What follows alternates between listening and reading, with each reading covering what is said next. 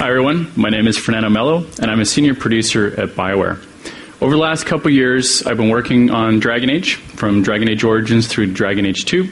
And one of the things that I've been really proud of the team is how they did not sit on their laurels at the end of Dragon Age Origins, and really took to task how we can continue to bring innovation and move the franchise forward. With Dragon Age 2, we saw a whole slew of new fans that enter the franchise, players that got to experience the world of Dragon Age for the first time and BioWare games in general.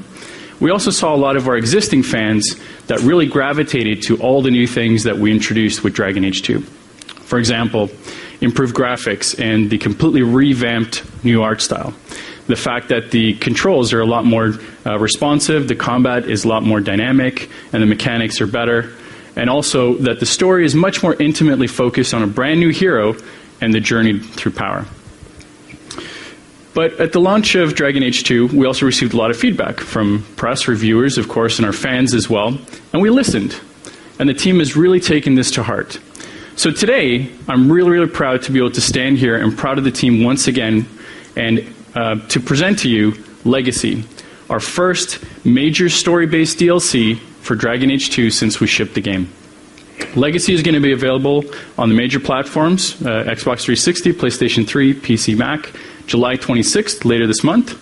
And with Legacy, you are going to be able to dive a lot deeper into the story of the Hawke family, in particular the father character.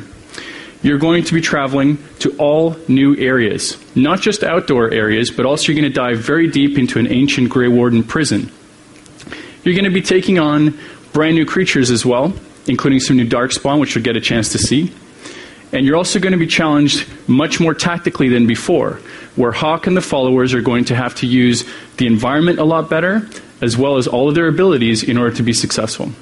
And last but not least, you're going to be facing an enemy so powerful that the Grey Wardens themselves have kept it a secret for millennia.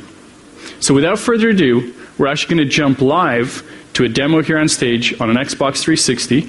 With me today is Randall Bishop, who's at the controls. And at the point where we're jumping in here, we're more than halfway through the downloadable content at this point. Hawke and the followers have made their way down through the portion of the tower, the Grey Warden prison. They're now at the base of that tower area, and they need to make their way across this area and come back up the other side before they can take on this ancient evil. So what I'm going to do is I'm going to let Randall kind of run through from this point, and then I'll explain a little bit more of what's going on.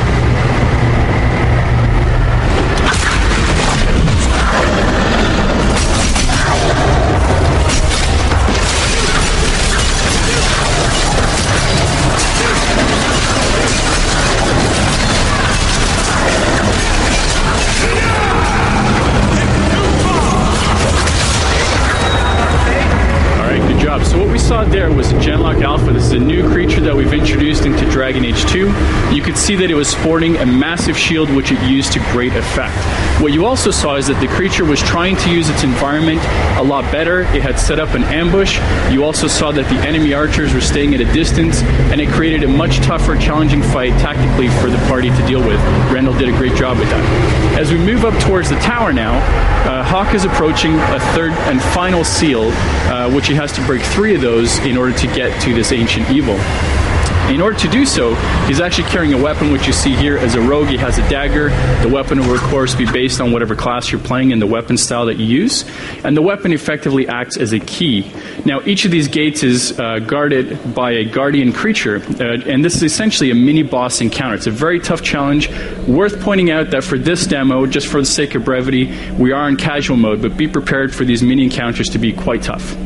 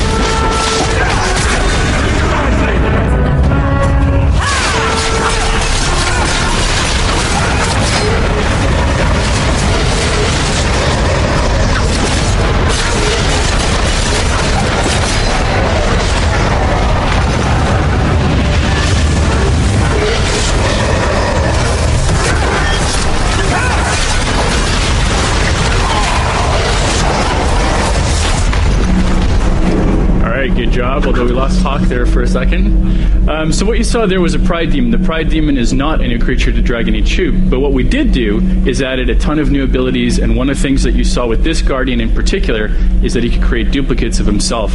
So Randall, there's a couple different ways to approach this, but Randall sort of took the Route 1 method, which is just hack away at as many of these to try to suss out which one is the real creature and then take that on.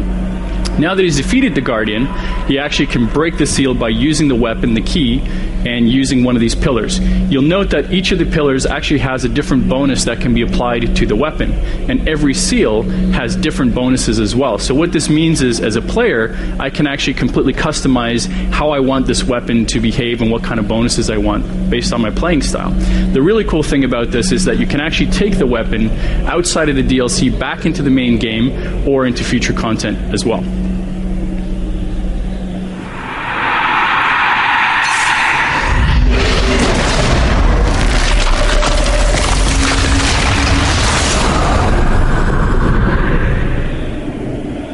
All right, so that is a very, very brief glimpse of what we have in store for you in Legacy.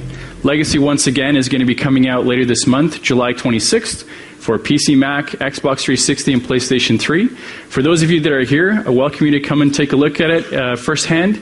We'll have a couple of different saves so you can check out some of the other areas.